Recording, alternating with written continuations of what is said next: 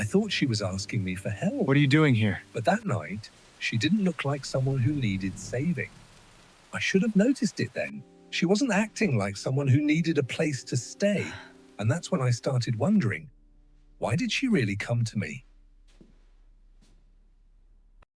At 11:07 p.m., someone knocked on my front door.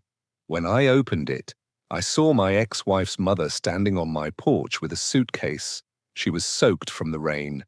Her hands were shaking, and the first thing she said was, "Please don't call my daughter." I hadn't spoken to her in almost 4 years, so I asked the obvious question, "Why are you here?" She looked past me into the house. Then she whispered, "Because you're the only person she doesn't know I'm afraid of." I didn't understand what that meant. Not then. I would understand it 3 days later.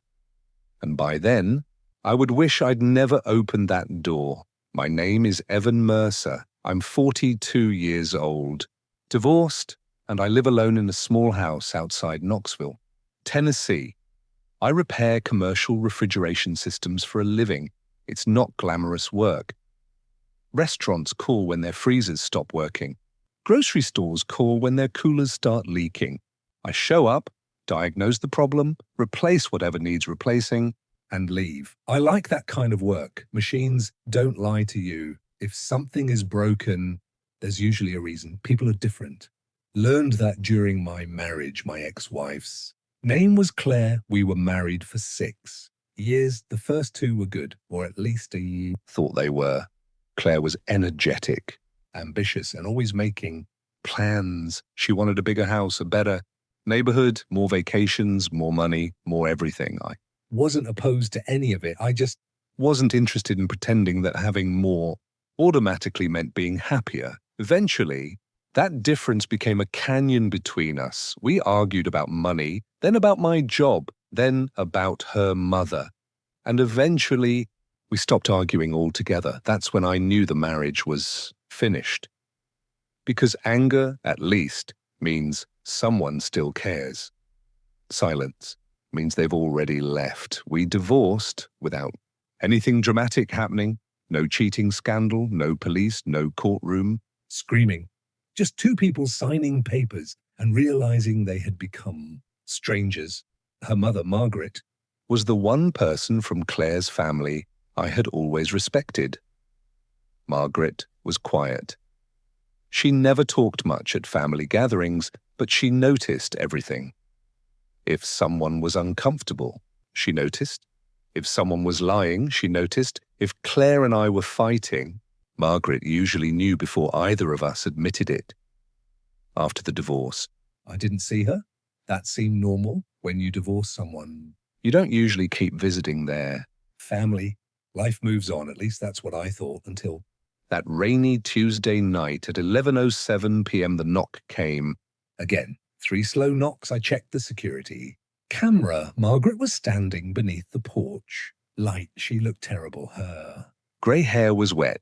She was wearing a dark coat over what looked like pajamas, and beside her was a small black suitcase. I opened the door. Margaret? She looked at me. For several seconds, she didn't speak. Then she said, "Can I come inside?" I stepped aside. She walked in. She didn't thank me. She didn't take off her coat. She just stood in the middle of my hallway, staring at the floor. What's going on? She swallowed. Claire and I had an argument. What kind of argument? She looked at me, the kind you don't come back from. I waited. Finally, she said, "She told me to leave." "Tonight?" She nodded. She said I had 1 hour. I looked at the suitcase. "Where's your car?" "I didn't drive. How did you get here?" A pause. Someone brought me. Who? She didn't answer.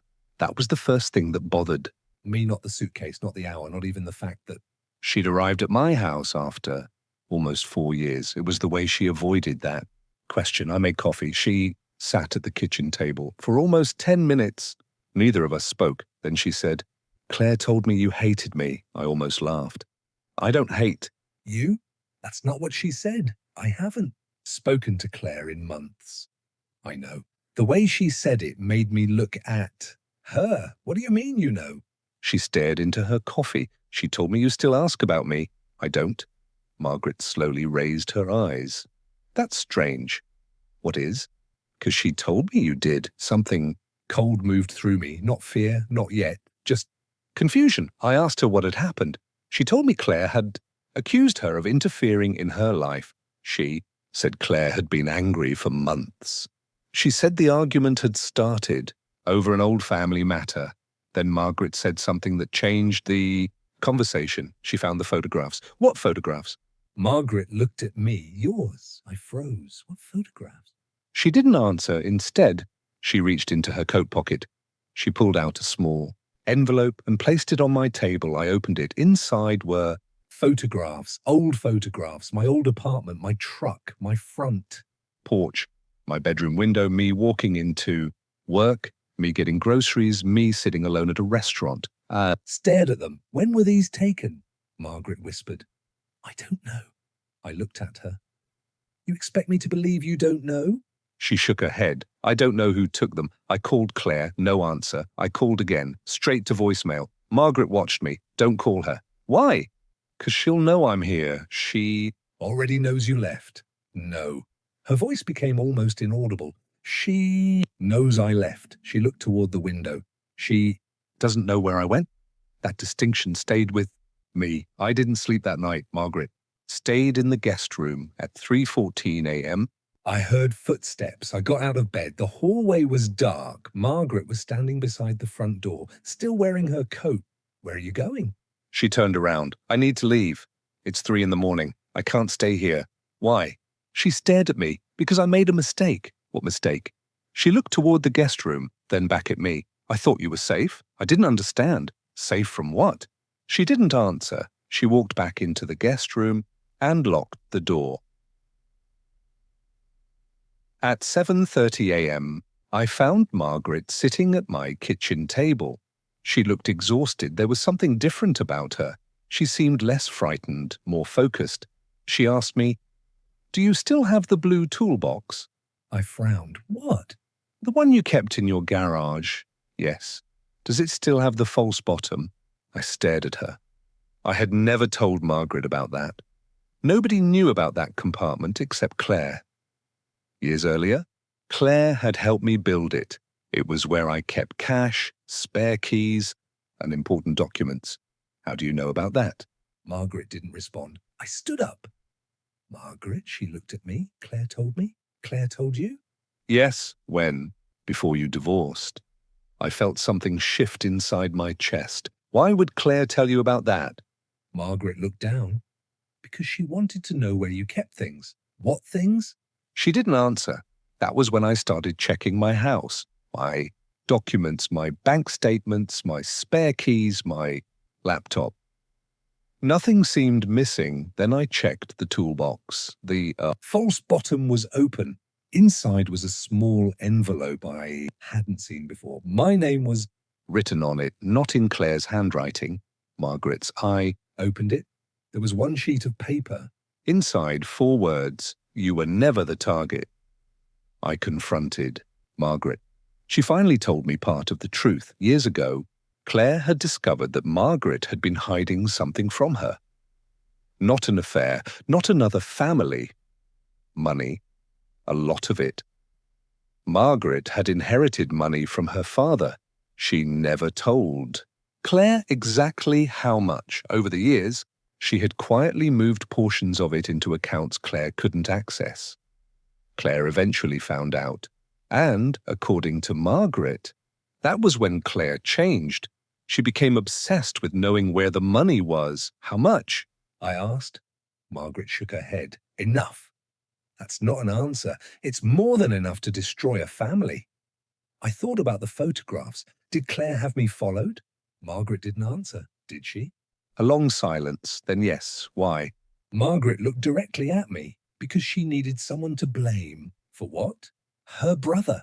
I had never known Claire had a brother, at least not a living one. Margaret's face changed when she said his name. Daniel had disappeared when he was 23. Claire had told me he died in a boating accident.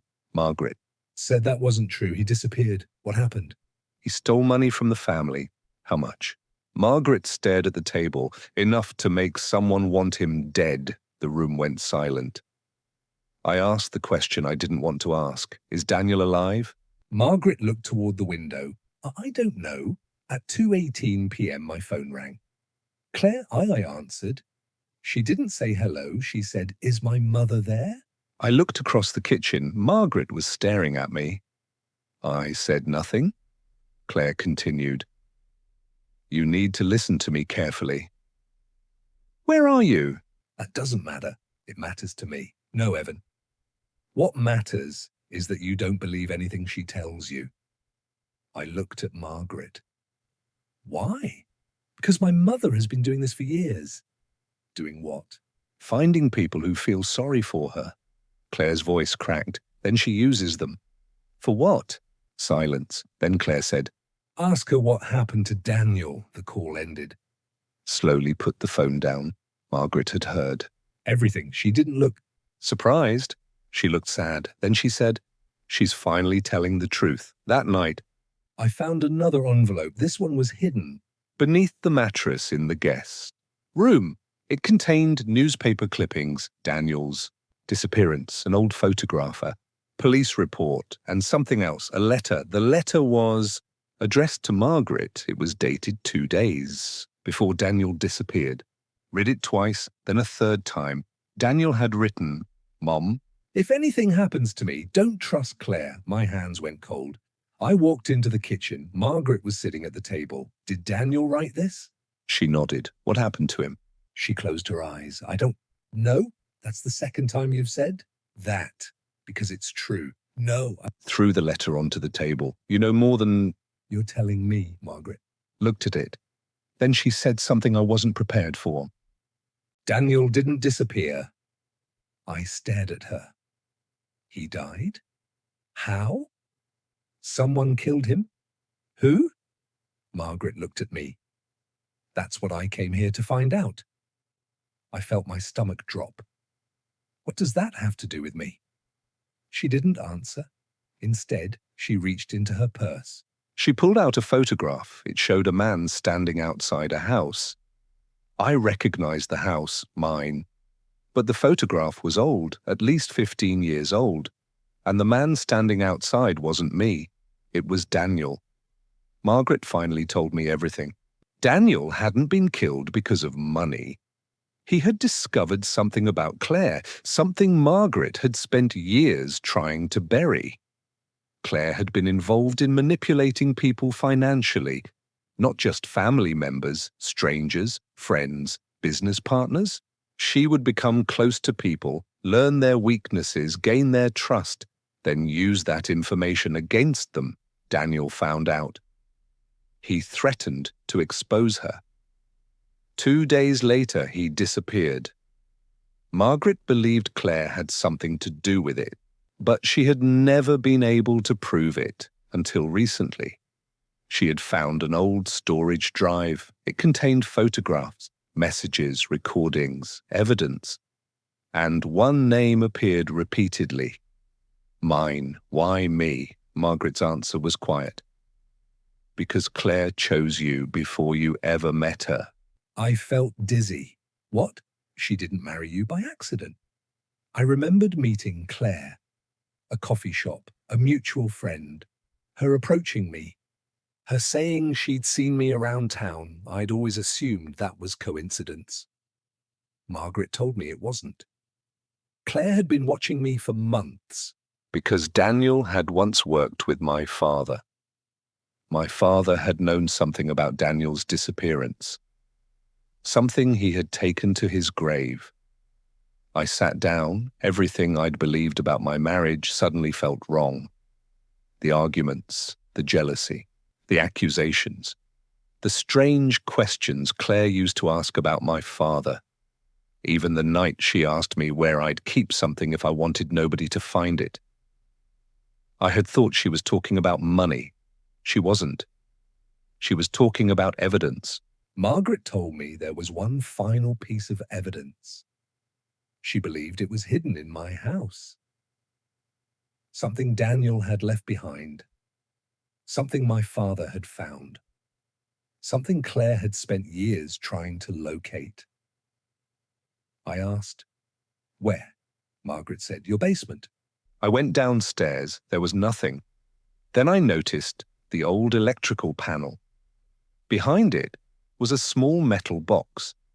Inside was a cassette tape. My father's handwriting was on the label, Daniel 2009. I didn't own a cassette player, Margaret did. She pulled one from her suitcase. That was when I realized something. She hadn't arrived at my house with clothes. The suitcase had been packed for this. She had brought everything she needed: the tape, the documents, the photographs, and a second envelope. I played the tape. My father's voice filled the basement. He said Daniel had discovered that Claire had been involved in financial fraud. But there was something worse. Daniel had confronted her, and someone had attacked him. My father's voice trembled. He said he had seen Claire leaving the property that night, but he had been too afraid to speak. Then came the sentence that changed everything. If they ever come looking for this tape, it means they know I kept it. The recording ended. I looked at Margaret. Who are they? She didn't answer. Then we heard something upstairs. A door closing. I grabbed my phone. Margaret grabbed the suitcase. We went upstairs. The front door was still locked. Nobody was there. Then I saw it. The guest room window was open. Rain was blowing across the floor, and on the carpet was a muddy footprint. Someone had been inside. Margaret looked at me. They found us. Who? She whispered. Claire. My phone buzzed. A text message from Claire. You should have listened to me. Then another. Ask your guest what happened to Daniel. I looked at Margaret. She was crying. Not frightened, almost relieved. I asked, "What happened to Daniel?" She didn't answer. I asked again. This time she whispered, "I killed him." I couldn't move. What? He came to me after he confronted Claire. Her voice broke. He was hurt. He was bleeding. He asked me to protect him. I stared at her. And you killed him? No, she shook her head. I helped him disappear. Then where is he? Margaret looked at me. He's dead. Who killed him? She didn't answer. She simply looked at the staircase. And that's when I heard footsteps. Claire appeared at the top of the stairs. She wasn't alone. There was a man behind her, older, grey hair, a scar across his cheek. I looked at him. Margaret dropped the suitcase. The man looked at her. Hello, Mum. Margaret began shaking. I couldn't speak. Daniel wasn't dead.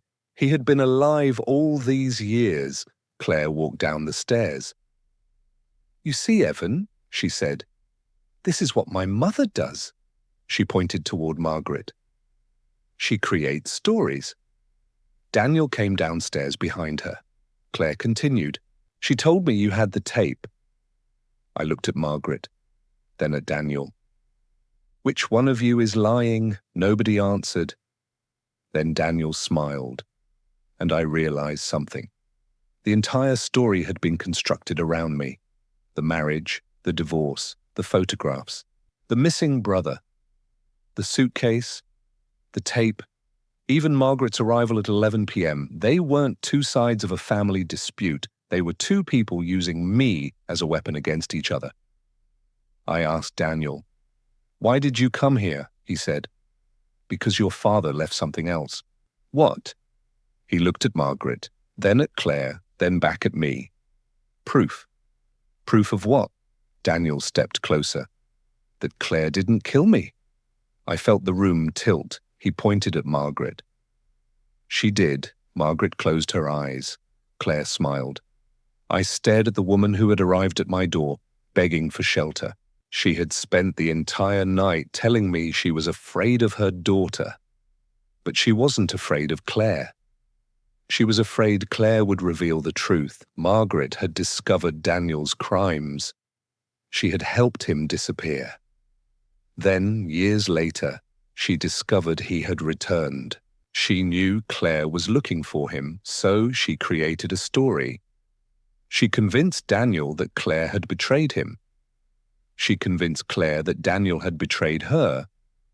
And then she brought me into the middle. Why? Because I had access to something neither of them could get. My father's old files, my father's house, and, most importantly, my trust. Margaret had never come to my house because she had nowhere else to go. She came because she needed someone innocent enough to believe her, someone whose house could become the battlefield, someone who could unknowingly uncover the evidence she needed. And I had done exactly what she wanted. The police arrived the next morning, not because I called them, because Claire had. There were years of financial records, false identities, hidden accounts, missing evidence, and enough information to reopen Daniel's disappearance. But the most disturbing discovery came later. An investigator found a second camera hidden inside my house. It had been installed 3 weeks before Margaret arrived. The footage showed my kitchen, my bedroom hallway, my office, my basement, everything. Someone had been watching me for weeks, and there was one final file on the camera, a video recorded the night Margaret arrived, at exactly 11:07 p.m. The footage showed Margaret standing on my porch, but she wasn't crying, she wasn't shaking, she wasn't afraid. She stood perfectly still. Then she looked directly into the camera and smiled. The police asked me if I knew what that meant. I didn't until they showed me another video. It had been recorded 2 days earlier. Margaret was sitting in a hotel room talking to someone off camera. She said, "He'll let me in. He always lets people in when they look desperate." Then a man's voice asked, "And if he doesn't?" Margaret smiled. "Then we'll make sure he has a reason." The video ended. I never saw Margaret again. Claire went to prison. Daniel disappeared before he could be arrested. And I sold the house 6 months later. People sometimes ask me what I learned from the whole thing. I usually tell them the obvious answer. Don't trust strangers. Don't ignore warning signs. Don't let guilt make decisions for you. But those aren't the things that keep me awake. It's something much simpler. That night, when Margaret stood on my porch with a suitcase, I thought she was asking me to save her. I was wrong. She had already decided what was going to happen. She didn't come to my house because she had nowhere else to go. She came because my house was the only place where her plan could begin. And the worst part? 3 weeks after I moved out, I received a package, no return address. Inside was one photograph. It showed me standing on my porch, taken the night Margaret arrived. On the back, someone had written, "You were never supposed to survive the story."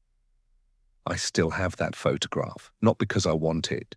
Because every few months, I find myself wondering the same thing. Who took it and why did they want me to know? Because whoever took that photograph was still watching me, and I have never been able to prove they stopped.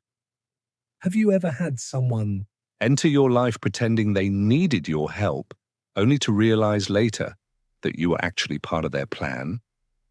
Tell me what you think happened that night in the comments. And if you like psychological stories where ordinary family problems turn into something much darker, subscribe to Dark Truths America.